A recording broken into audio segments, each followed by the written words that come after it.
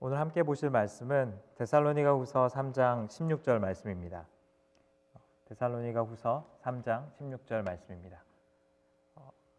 말씀은 같이 읽으면 좋겠습니다. 시작.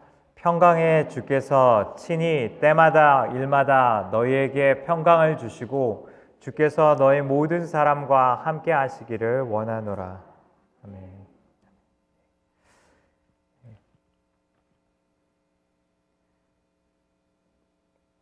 목사님들이 많이 말씀을 준비하면서 고민하는 것 중에 하나가 말씀이 가르치고 있는 것만큼 목회자의 삶이 따르지 못할 때 어떻게 해야 하는지에 대해서 종종 묻곤 하는 것을 들은 것 같습니다. 저도 그 문제에 대해서 종종 고민하는데, 물론 목회자의 삶에서 하나님의 말씀을 순종하고 그 말씀을 귀히 여기는 덕스러움이 나타나야 하는 것도 사실이지만, 한편으로 제가 전하고 있는 복음 그리고 말씀이 가르치는 바는 목회자의 삶의 덕스러움 때문에 우리가 복음을 받은 것이 아니라 하나님의 강권적인 은혜로 목회자도 말씀을 듣는 성도들도 모두 하나님 앞에서 그 말씀을 청종하도록 초대받았음을 기억하게 하나님 하시는 것 같습니다. 이 시간 같이 기도하시면서 나가실 때 좀 그 마음을 가지고 나가시면 좋겠습니다. 하나님의 말씀 앞에서 우리가 누구인지 중요하지 않습니다. 목회자든지 3대를 신앙생활을 했든 4대를 신앙생활을 했든 30년을 신앙생활을 했든 단 하루를 예수를 믿었든 하나님의 말씀 앞에 우리는 다 그분의 음성에 귀 기울여야 하는 주님의 양이고 주님의 백성인 것을 좀 기억하시면서, 하나님 오늘도 내가 주님의 음성 가운데 나가기 원합니다. 목사가 전하는 말 아니라, 목사의 가르침 받는 것 아니라 하나님 우리에게 말씀하여 주십시오. 성령님 우리에게 말씀하여 주시옵소서. 하나님 성령으로 우리 가운데 일하시는 그 능력을 우리가 알기 원합니다. 같이 좀 기도하면서 나가면 좋겠습니다. 하나님, 우리가 주님의 도우심을 구하며 나아갑니다. 하나님, 내가 목사이기 때문에 더 거룩하지 않음을 주님 고백합니다. 하나님, 내가 신앙생활을 오래 했기 때문에, 혹은 나의 집안이 신앙생활을 했기 때문에 나의 삶이 거룩해지지 않았습니다. 하나님, 내 삶을 거룩하게 하시는 것이 오직 십자가의 공로이며 자격 없는 자를 향하신 하나님의 긍휼하심 때문인 것을 기억합니다. 하나님, 내가 목사이고 말씀을 준비하고 묵상하지만 오늘도 주님의 음성 가운데 나아가길 원합니다. 하나님 말씀을 선포할 때 내가 듣는 자 되게 하여 주시옵소서. 하나님, 내가 말씀을 말할 때에 주님의 음성 가운데 순복하여서 그 은혜에 동참하는 영혼 되게 하여 주시옵소서. 하나님, 내가 말씀을 전하였지만 은혜에서 벗어나고 은혜에서 떨어진 자 되지 않게 하여 주시고, 주의 긍휼하심을 더 구하게 하여 주시고, 주님의 인자하심과 긍휼하심과 아버지께서 우리 삶을 향하여서 임재하시고 역사하시는 그 평화의 능력을 하나님 우리로 보게 하여 주시옵소서. 하나님, 우리 가운데 이 시간 임재하여 주시옵소서. 하나님의 말씀의 능력이 이곳 가운데 선포되는 것 보게 하여 주시고, 성령님의 역사하심 가운데서 하나님 우리의 마음에 상처들, 망가져 있고 부서져 있는 것들을 하나님께서 만지시고 회복하시는 그 일이 하나님 이 자리 가운데 있게 하여 주시옵소서. 그렇게 하실 주님을 하나님 우리가 기대하고 소망합니다. 하나님, 우리가 주님을 기대합니다. 사람이 무엇이 간데 우리를 향하여서 그 긍휼하심과 자비하심을 베푸셨는지를 우리 다 이해할 수 없지만, 하나님 날 향하신 그 긍휼하심을 기억하여서 섭니다. 하나님, 우리를 향하신 그 은혜 때문에 하나님의 말씀 가운데 서길 원합니다. 우리의 힘이 아니라 성령의 힘으로 우리가 서게 하여 주시옵소서. 누더기 같은 우리의 의로움이 아니라 십자가의 보혈이 우리의 삶을 정결케 하고 거룩케 하셨기에 우리가 주님의 임재 앞에 나아갑니다. 하나님, 말씀의 능력이 우리 가운데 살아 숨쉬는 것을 보게 하여 주시옵소서. 하나님, 그것이 이 세인트루이스 한인 장로교회뿐만이 아니라 하나님 세인트루이스 땅과 미국 땅과 한국 땅과 이 열방 가운데에 선포될 아버지의 역사인 것을 우리로 알게 하여 주시옵소서. 하나님, 이곳 가운데 일하실 주님 우리가 기대합니다. 주님, 우리에게 말씀하여 주시옵소서. 하나님, 우리가 듣겠습니다. 예수님의 이름으로 기도합니다. 아멘.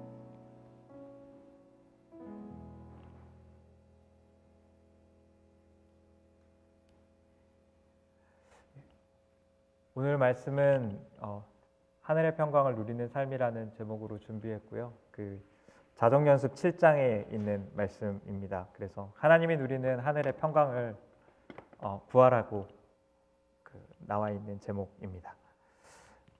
얼마 전에 동방종교에서는 저도 이번에 처음 알게 됐는데 우리가 지내고 있는 부활절과 날짜가 다르다는 것을 알게 됐는데 저희보다 한 주가 뒤에 그 부활절을 지낸다는 것을 알게 됐습니다. 그걸 알게 됐던 이유 중에 하나는 전 세계의 많은 그 외신들이 푸틴 대통령이 이 부활절 예배에 정방 정교회에서 하는 이 예배에 참석하는 것을 보도했기 때문입니다. 그 장면을 많은 세계 외신들은 어색한 눈으로 바라볼 수밖에 없었습니다. 지금 우크라이나에 전쟁을 일으킨 장본인이고 러시아와 우크라이나 사이에서 러시아의 많은 사람들이 생명을 잃고 우크라이나 사람들 또한 생명을 잃고 이 세상에서 가장 평화를 망가뜨렸던 사람이 평화의 왕으로 왔던 그 예수 그리스도 그리고 부활의 날을 기념하는 그 자리 가운데 앉아 있었기 때문입니다. 저는 어쩌면 오늘날의 많은 그리스도인들이 그 어색한 그림에 동참하고 있을지 모른다라고 생각합니다. 평화의 왕이시고 우리 안에 이루셨던 그 놀라운 구원의 능력들을 경험하여서 하나님의 전 가운데 나와 있지만 우리가 그분께서 우리 삶 가운데 이루셨던 그 평화의 능력들을 경험하지 못하고 구원의 능력들을 경험하지 못하고 그 자리에 앉아 있다면 마치 그 부활절에 그 평화와 가장 먼 곳에 있는 푸틴 대통령이 앉아 있는 것처럼 우리 또한 그러한 삶을 살아가고 있는 것은 아닌가라는 생각이 들었습니다. 오늘 말씀을 통하여서 우리가 기억해야 될 것들은 하나님의 사역이 평화의 사역이라는 겁니다. 하나님께서 이 땅 가운데 그 구원의 계획을 이루심을 통하여서 이루시길 원하셨던 그 일들이 평화의 나라가 이 땅 가운데 임하는 것이었고 성도들 한 사람 한 사람의 삶 가운데 그 평강의 하나님의 성품을 닮아가서 그분과 동행하는 삶을 살기를 하나님께서 기대하셨다는 겁니다. 평화와 평강이라는 이야기 평안이라고도 번역되기도 하는데 이 단어들은 모두 헬라어에서는 에이레네라는 단어 그리고 히브리어에서는 샬롬이라는 단어를 이제 사용하고 있습니다. 우리가 일상적으로 사용하고 있는 평화, 평강, 평안이라는 그 단어보다 히브리어와 헬라어의 단어들은 훨씬 더 풍성한 의미들을 가지고 있습니다. 우리의 내면 가운데서 누리게 되는 이 고요함, 그 평안함들을 이야기하는 의미를 가지고 있기도 하지만 관계적인 문제에서 전쟁이 끝나고 그 평화가 이루어진 상태, 갈등이 없고 고민이 없는 상태들을 이야기함과 동시에 궁극적으로 이것이 완성되어져 있다는 의미들을 샬롬이라는 뜻은 특별히 가지고 있습니다. 평화가 의미하는 것들은 구속사 가운데서 봤을 때 하나님께서 이 땅 가운데 이루고자 하는 그 아버지의 구원 계획이 완전히 이루어진 것이 바로 이 평화의 일이라는 것을 우리가 기억할 필요가 있는 것 같습니다. 하지만 이 평화에 대한 그 우리의 이해는 종종 그 얕은 수준에 머무는 것 같습니다. 오늘 그 말씀은 그래서 우리가 가지고 있는 이 평화에 대한 어떤 오해들을 기반으로 해서 나누었으면 하는 생각이 있습니다. 네. 첫 번째 우리가 평화에 대해서 가지고 있는 그 오해 중에 하나는 평안이 내적 태도를 바꿈을 통하여서 우리 삶 가운데 온다고 믿는 겁니다. 내적 태도를 바꾸어서 평안을 누리고자 하는 사람들이 이제 시도하는 방법들은 자신이 주어진 상황 가운데에서 좋은 측면을 보려고 하는 겁니다. 물컵에 물이 반이 채워져 있을 때에 반이 비어 있다는 것을 보지 않고 반이 채워져 있다는 것을 보는 것이 우리가 평안을 누리는 비결이라고 생각하는 겁니다. 세상을 바라보는 이 관점을 긍정적으로 보기 시작했을 때 우리 삶에 평안이 올 수 있다라고 이야기하는 겁니다.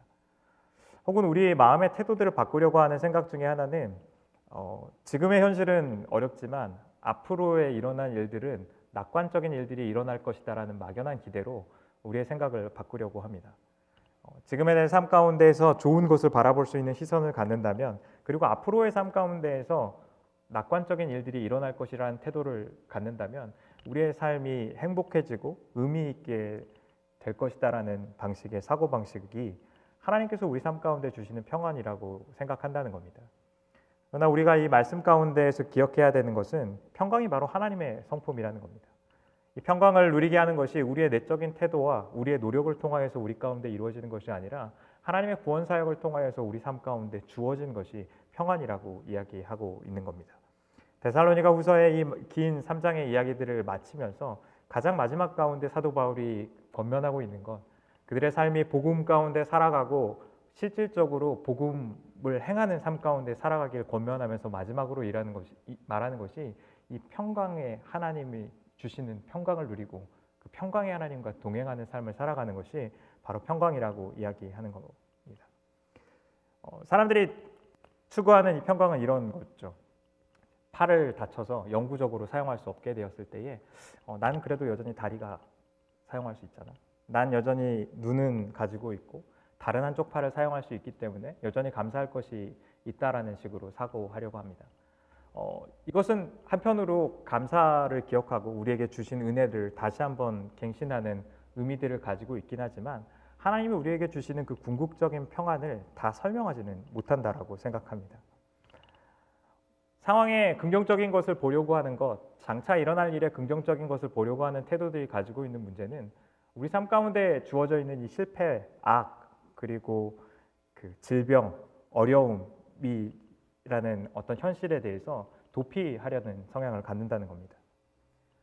이러한 태도들이 이웃과의 관계 가운데 나타났을 때에는 다른 이의 아픔에 대하여서 그들이 공감하지 못한다는 겁니다. 다른 사람의 아픔에 대해서도 이렇게 이야기하는 겁니다. 넌 여전히 다리가 남아있잖아. 넌 여전히 팔이 남아있잖아. 여전히 두 눈을 가지고 있어서 앞을 볼 수 있잖아. 라는 위로들을 건넨다는 겁니다. 그것은 관계를 깨어지게 할 뿐만 아니라 그들이 예수 그리스도 안에서 연결되는 것을 오히려 방해하게 합니다. 하나님이 주시는 평강은 철저히 우리에게 온 것이 아니라 외부적으로 온 것임을 우리는 좀 기억할 필요가 있습니다. 저는 이 예를 잘 보여주는 것이 이 호라시오 스페포드의 이야기라고 생각합니다. 많은 분들이 들으셨을 수도 있는 예화입니다. 호라시오 스페포드라는 사람은 그 1828년에 뉴욕에서 출생한 사람입니다. 그는 저명한 변호사였고 그리고 시카고 의과병원에서 법리학 교수였습니다. 그는 또한 부유한 사업가이기도 했는데 1871년 당시에 부동산에 막대한 투자를 하게 됩니다. 그런데 시카고에 일어난 화재로 인하여서 그가 투자했었던 모든 재산을 날리게 됩니다. 그는 D.L. 무디 교회를 섬기는 핵심 멤버이기도 했고 헌신된 그리스도인으로 했기도 했는데 자신의 소유의 모든 것들을 잃게 되고 그뿐만 아니라 4살 배기였던 자신의 아들이 성홍병이라는 병으로 이제 세상을 떠나게 됩니다. 1873년에 너무 어렵고 힘들었었던 미국에서의 삶을 좀 정리하고 휴식을 취하기 위해서 영국으로 가족 여행을 계획하게 됩니다. 그의 아내와 4딸 그리고 그 호라시오 스페포드가 영국으로 가는 배를 타려고 하는데 호라시오 스페포드가 이 D.L. 무디의 교회에서 재정을 담당하고 있는 사람이었기 때문에 그 화재로 인하여서 그 D.L. 무디의 교회 또한 이제 불타고 건물과 재산에 막대한 소실을 입게 되어서 이 재산 문제를 정리해야 되는 일이 갑자기 발생하게 됩니다. 그래서 이 호라시오 스페포드는 그 배에 승선하지 못하고 자신의 아내와 4명의 딸만을 그 배에 태워 보내게 됩니다. 그런데 비극적이게도 그 아내와 4딸이 타고 있었던 이 배가 사고를 만나게 됩니다. 이 영국의 전함과 충돌하는 사고가 있게 되는데 그 배에서 226명이나 되는 승객들이 죽게 됩니다. 호라시오 스페포드는 아내로부터 짧은 전보를 받게 되는데 그 Saved Alone이라는 짧은 메시지를 받게 됩니다. 아내만 살고 4명의 자기의 딸아이는 그 사고로 인하여서 잃게 된 거죠. 하나님을 신실하게 섬기고 사랑했었던 이 호라시오 스페포드에게 이 비극적인 사건들은 정말 이해할 수 없는 일이었습니다. 그래서 영국으로 향하는 배를 타고 아내를 만나러 가는 길 가운데에서 자신의 딸 4명이 그 죽었던 이 해협을 지나가게 됩니다. 그러면서 호라시오 스페포드가 하나님께 부르짖습니다. 울부짖었다는 표현이 어쩌면 맞을지 모르겠습니다. 하나님, 도대체 내가 하나님을 위하여서 충실하였고 성실하게 주님을 섬겼건만 어떻게 이런 일들이 내 삶 가운데 있을 수 있습니까를 하나님께 끊임없이 묻게 됩니다. 밤새 그 기도를 하면서 묻고 있었던 그에게 하나님께서는 마음속 깊은 곳 가운데 그 설명할 수 없는 평안을 그의 삶 가운데 주시기 시작합니다. 그것은 호라시오의 상황이 바뀌었기 때문도 아니고 그의 마음 가운데 있었던 태도를 바꿨기 때문이 아니라 하나님께서 그 삶 가운데 주셨던 그 평강이 자신의 삶을 휩싸이게 되는 것을 경험하게 됩니다. 그래서 이 호라시오 스페포드가 썼던 이 찬양이 우리가 잘 알고 있는 그 It is well with my soul 이라고 가사 붙여져 있는 찬양입니다. 내 영혼 평안해 라는 찬양이죠. 내 영혼 평안해, 내 영혼 평안해 라는 가사가 떠오르게 되고 자신이 이 하나님 앞에서 경험했었던 이 경험을 통하여서 이 찬송가 곡을 쓰게 됩니다. 그때 그 마음에 들었던 이 시구는 이런 것이었습니다. 평화가 강같이 내 길에 따를 때나 슬픔이 파도처럼 굽이칠 때 나의 운명이 무엇이든 간에 주께서 내게 이렇게 말하라 가르치셨도다. 평안해, 내 영혼 평안해, 내 영혼 평안해, 평안해, 내 영혼 평안해. 평안을 경험하는 것들은 우리가 가지고 있는 내면의 강한 힘 때문도 아니고 우리가 원하는 외부적인 상황이 바뀌는 것 때문도 아닙니다. 저도 한때는 삶의 고난은 올 수 있지만 자식을 데려가시는 건 하나님 좀 선 넘으신 거 아니냐는 마음을 가진 적이 있습니다.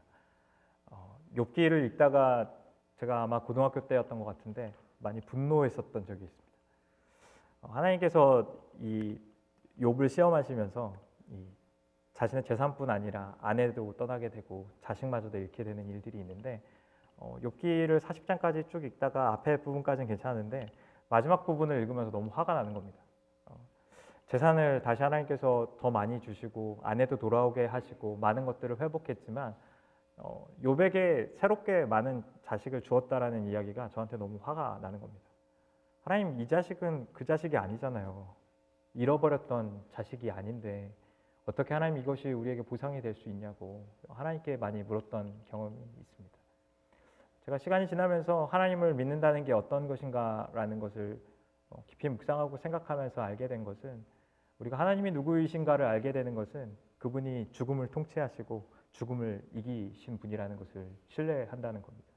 하나님의 능력을 우리가 신뢰했을 때에는 사망의 권세 가운데 세상이 묻혀져 있는 것 같이 보이지만 그분을 신뢰하기 때문에 그분의 성실하심을 우리가 믿기 때문에 죽음을 넘어서 그분의 능력 가운데 이루어질 부활을 소망하게 되는 것이 그리스도인의 삶이 우리 삶 가운데 주는 그 역사라는 겁니다.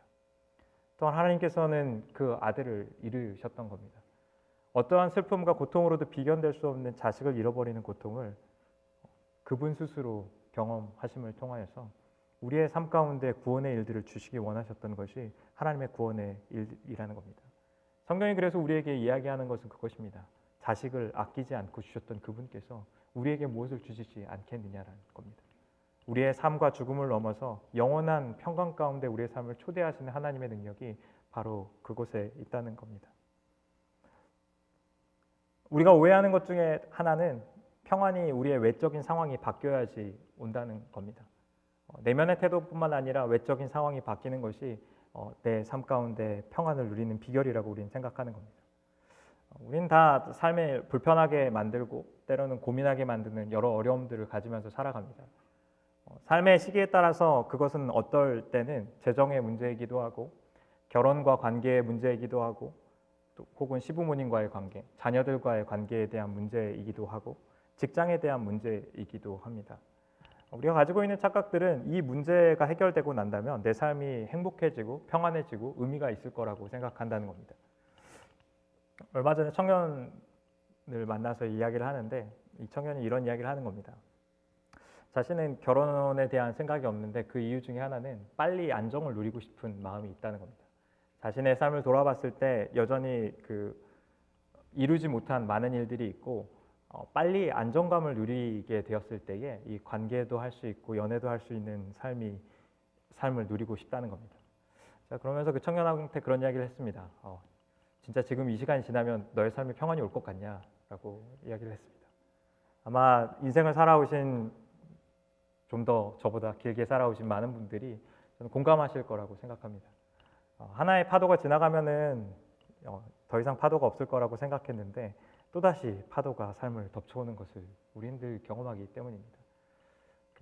특별히 육아 때문에 수고하시는 분들에게 많은 위안의 말씀을 전하고 싶습니다. 저도 그 고난에 동참하고 있기 때문입니다.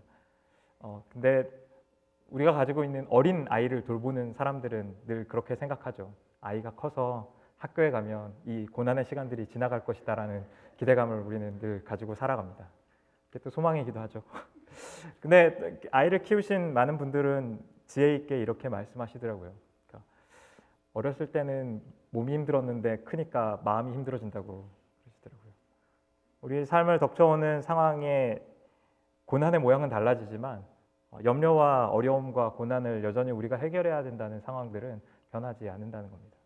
만약 우리의 삶이 누려야 되는 이 평안이 상황이 바뀔 때까지 우리가 그 평안을 유예해야 되고 기다려야 한다라고 생각한다면 우리 인생의 대부분의 시간들은 평안을 누리면서 살아가지 못할 겁니다.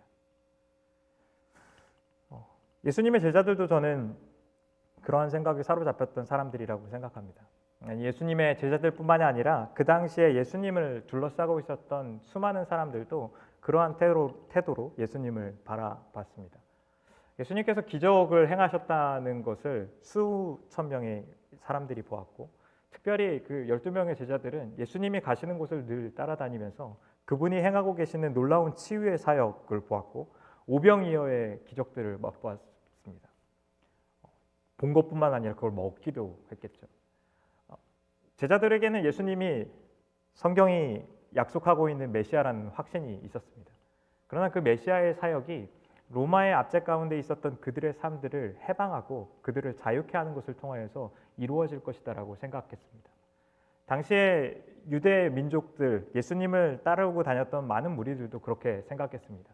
나에게 풍족한 먹을 것이 주어지는 것, 정치적인 안정감을 누리는 것, 더 이상 이방 민족에 의해서 우리의 삶이 좌우되지 않는 것, 이 문제가 해결되었을 때에 자신의 삶 가운데 평화가 올 것이다라고 기대했던 겁니다. 그렇기 때문에 하나님의 구원의 사역, 그 평화의 사역, 하늘에는 영광이고 땅에는 평화를 선포하였었던 하나님의 사역이 반드시 필연적으로 우리가 직면하고 있는 이 가장 큰 정치적인 문제를 해결해야지만 자신의 삶 가운데에 올 수 있다라고 믿었던 겁니다. 특별히 제자들은 예수님이 십자가를 향하기 시작했을 때 매우 당황했을 겁니다. 자기의 인생을 올인했던 사람입니다. 그들은 예수님께 자신의 삶을 모든 것을 바쳤다라고 이야기했었습니다. 자신의 목숨을 걸었습니다. 하지만 그들의 마음 한켠에는 예수님과 함께 개국공신이 되어서 오른쪽과 왼편에 앉아서 그분과 함께 나라를 다스리는 환상 가운데 빠져 있었던 겁니다. 그런데 예수님이 자꾸 십자가를 향해서 가시는 겁니다. 내 인생에 몰빵했던 그분이 자꾸 낮은 곳으로 향하는 겁니다. 높은 곳으로 지금부터 가셔도 한참 걸릴 것 같은데 자꾸 낮은 곳으로 가는 겁니다. 예수님께서 이루고자 하셨던 이 평화의 사역은 우리의 생각보다 훨씬 더 깊은 곳에서 일어나는 것이었고 훨씬 더 광범위하게 일어났던 것이었습니다.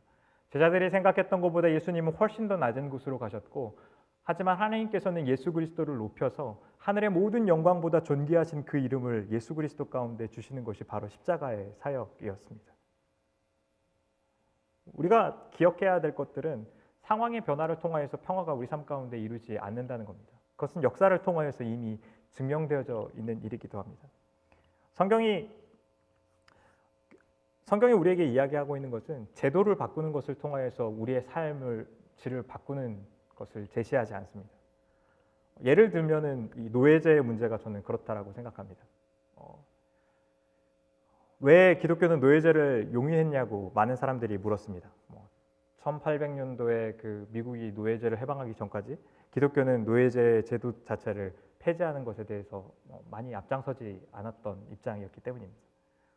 그런데 2000년 전에 이미 사도 바울이 이야기하고 있는 것은 노예제를 폐지하라고 이야기하진 않았지만 주인이 노예를 형제로 대하는 것의 삶에 대해서 이야기했습니다. 또한 노예가 건성으로만 하는 것이 아니라 하나님께 하듯이 주인을 대하는 방식에 대하여서 이야기했습니다. 교회는 결혼제도를 통하여서 우리가 행복에 이룰 수 없다는 이유 때문에 결혼제도를 폐지해야 된다라고 이야기하지 않습니다. 하지만 결혼제도에 속해 있는 사람들이 아내를 그리스도께서 교회를 위하여서 자기의 생명을 주신 것처럼 사랑하라고 가르칩니다. 아내가 그리스도에게 순종하듯이 그들을 순종하는 것을 통하여서 하나님의 평화를 누리는 삶 가운데 초대하는 것이 교회가 우리에게 제시하고 있는 삶의 방식입니다. 교회는 장애와 질병의 모든 문제들을 해결하지 못했습니다. 그러나 자격 없는 자를 향하여서 주신 그 하나님의 사랑 때문에 수치와 심판의 대상이어서 정상적인 생활이 불가능했었던 그들을 향하여서 하나님의 백성이라고 칭하게 되고 우리와 함께 속하여서 살아가는 일들이 일어나는 것이 바로 교회입니다. 특별히 장애 문제는 오늘날에도 저는 적용이 된다고 생각합니다. 장애를 가지고 있고 불편함을 가지고 있고 사람들이 수치감을 가지면서 여기고 있는 사람들이 교회에 나오지 못한다는 것은 우리로서 복음의 정체성에 대해서 물어봐야 하는 일이라고 생각합니다. 교회는 그들이 만들어져 있는 그 상태 가운데 여전히 문제와 연약함을 가지고 있으면서도 평화를 누리는 것 가운데 초대하고 있기 때문입니다. 교회는 자본주의가 탐욕이 가득한 제도이기 때문에 자본주의를 해결하고 공산주의로 이동해야 된다라고 가르치지 않았습니다. 하지만 사도행전 2장 가운데에서는 탐욕으로 가득 차 있고 내일의 삶에 대해서 불안했던 사람들이 자신의 소유를 다 가지고 나와서 아무것도 자신의 것이다라고 주장하지 않으면서 그것을 나누면서 살아가는 삶이 나타나는 것이 하나님의 평화에 동참하였던 사람들이 살아갔던 삶의 방식이라는 겁니다. 외적인 상황이 바뀌어서 제도가 바뀌어서 시스템이 바뀌어서 올바른 삶을 살아갈 수 있고 평화를 누릴 수 있다라고 가르치는 것이 아니라 하나님께서 우리 삶 가운데 이루셨던 그 평화 때문에 우리가 속해 있는 곳이 평화의 삶으로 바뀌어가는 것입니다. 하나님께서 우리에게 이루셨던 그 구원의 역사 때문에 우리가 걸어가는 곳마다 사람들이 평화를 보게 되는 일들이 일어나는 것, 예수 그리스도 가운데서 이루셨던 그 평화의 일들이 우리가 걷는 곳마다 이루어지는 것, 우리가 관계하는 사람마다 이 평화를 누리게 하는 것, 그것이 바로 예수님께서 우리 삶 가운데 이루셨던 그 구원의 일이라는 겁니다. 하나님께서 우리에게 이루셨던 이 평화의 일들은 우리가 생각하는 것보다 훨씬 더 깊고 우리가 생각하는 것보다 훨씬 더 광범위하게 일어난다는 겁니다. 저는 이 일들을 이 한인 장로교회 가운데에서 많이 누리는 일들이 있었으면 좋겠습니다. 오늘 제가 이야기하는 것들은 하나님이 우리에게 주시는 이 평화의 극히 일부분이라고 생각합니다. 그 평화를 깊이 누리는 사람들, 그 안정감이 하나님께 둔 사람들 가운데서는 존 메가더 목사님이 이야기하고 있는 것처럼 이 바다의 깊은 곳에 심해에 이르게 되면 폭풍우와 파도가 몰아치고 있지만 여전히 그 중심은 고요함 가운데 머무르면서 살아가는 것. 예수님께 뿌리내린 이 깊은 고요함과 평화가 우리의 삶을 좌지우지하는 것. 우리를 덮쳐오는 폭풍우와 파도와 어려움과 근심과 걱정들이 우리의 삶을 때로 슬프게 하고 때로 낙담하게 하지만 절대로 우리의 삶을 부서뜨릴 수 없다라는 믿음 가운데 살아가는 것. 그것이 예수님의 평화 가운데 동참한 사람들 가운데 일어나는 일이라는 겁니다. 그 평화를 더 깊이 누리시고 더 넓게 이루어가는 그 일들이 우리 한인 장로교회 가운데 있기를 주님의 이름으로 축원드립니다. 같이 찬양하시겠습니다.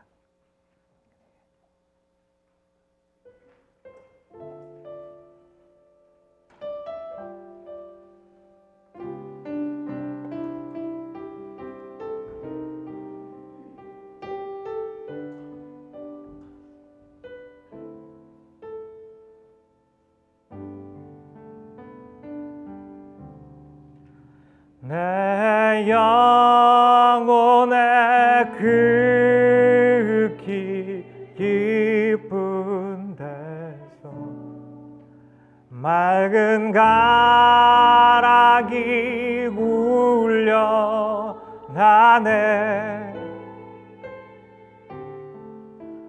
하늘 곡조가 언제나 흘러나와 내 영혼을 고이 싸네.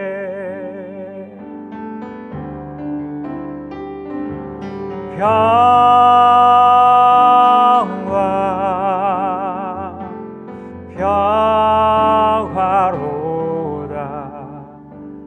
하늘 위에서 내려오네.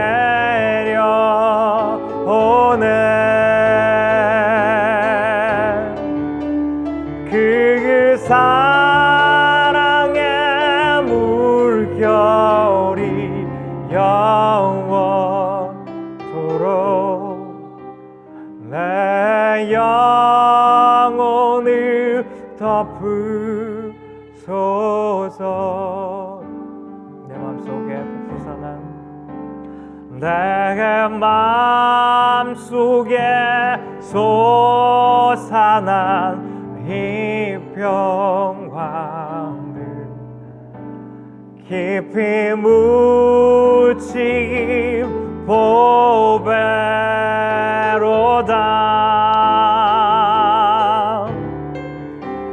나의 보화를 캐내어 가져갈 자 그 아무도 없으리라.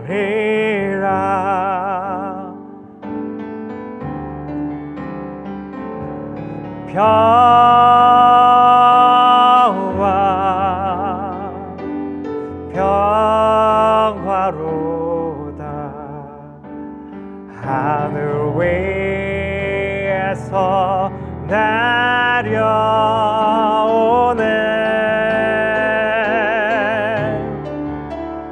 그 사랑의 물결이 영원토록 내 영혼을 덮으 평화로다. 평화 평화로다.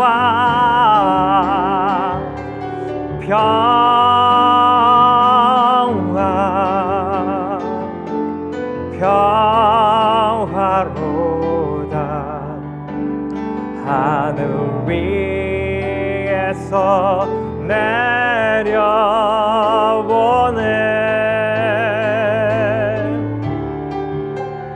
그 사랑의 물결이 영원토록 내 영혼을 덮으소서. 이 시간 같이 기도하면서 나가시면 좋겠습니다. 하나님, 우리가 세상이 우리에게 줄 수 없는 그 평화를 누리게 하여 주십시오. 우리는 상상할 수도 없고 다 이해할 수도 없는 그 평화가 우리의 마음속 깊은 곳 가운데 하나님 있게 하여 주시옵소서. 하나님, 그 평화가 우리의 삶의 모든 영역 가운데 있게 하여 주시옵소서. 더 깊이 더 넓게 우리의 삶 가운데 그 평화가 흘러나오는 것을 하나님 우리로 경험하게 하여 주십시오. 하나님의 성품을 더 깊이 알아가게 하여 주십시오.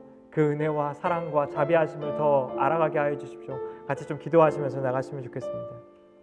하나님, 우리가 더욱더 기도하면서 나아가는 것은 하나님, 세상은 다 알 수 없는 그 평화를 하나님께서 우리에게 주셨음을 주님 고백합니다. 우린 다 이해할 수도 없고 알 수도 없는 그 평화가 우리에게 허락되었음을 주님 고백합니다. 십자가에서 주님께서 사단의 세력들을 짓밟고 죄와 사망의 문제들을 해결함을 통하여서 우리 삶 가운데 주신 그 평화가 하나님 우리의 삶을 덮게 하여 주시옵소서. 하나님, 우리가 이 평화가 말이 아니라 능력으로서 임하는 것을 경험하게 하여 주시옵소서. 하나님, 각 사람의 마음 가운데 삶 가운데 하나님 그 일들이 일어나는 것을 일어나게 하여 주시옵소서. 주님께서 우리 가운데 주셨던 그 평화가 하나님 우리의 마음속 깊은 곳 가운데 하나님 뿌리 내려서 하나님 우리가 경험하고 있는 어려움이나 슬픔이나 고통이나 어떠한 절망도 우리의 삶을 하나님 결코 무너뜨릴 수 없음을 우리를 경험하게 하여 주시옵소서. 하나님의 사랑이 우리의 삶을 어떻게 붙들고 계시는지, 그 은혜가 어떻게 붙들고 계시는지 하나님 우리로 알게 하여 주셔서 그 일관되고 영원한 삶 가운데에서 초대하신 그 평화가 우리 삶 가운데 일어나게 하여 주시옵소서. 하나님, 우리의 삶 가운데 그 평화가 더 넓게 일어나게 하여 주시옵소서. 내가 한정하고 제한하고 있는 영역에서만 그 평화를 누리면서 살아가는 것이 아니라 하나님, 주님께서 우리의 삶 가운데 온 세상 가운데 이루시기를 원하셨던 그 평화가 하나님 우리 가운데 일어나게 하여 주시옵소서. 하나님, 우리가 더 이상 이 평화의 일들을 유보하지 않게 하여 주시옵소서. 우리가 생각하는 일들이 이루어지기까지, 하나님 목사님이 바뀌기까지, 교회가 바뀌기까지, 구조가 바뀌기까지, 하나님 자본주의과 공산주의의 문제와 전쟁이 끝날 때까지 하나님 우리가 기다리는 것이 아니라 지금 이 자리 가운데에서 하나님께서 우리 가운데 이루셨던 그 평화의 일들을 하나님 우리가 누리면서 가게 하여 주시옵소서. 하나님, 우리가 걷는 곳마다 평화가 선포되게 하여 주시옵소서. 우리가 만나는 사람들마다 하나님 그 평화의 일들과 역사들이 일어나게 하여 주시옵소서. 하나님, 그 일들이 우리 가운데 있기를 우리가 간절히 바랍니다.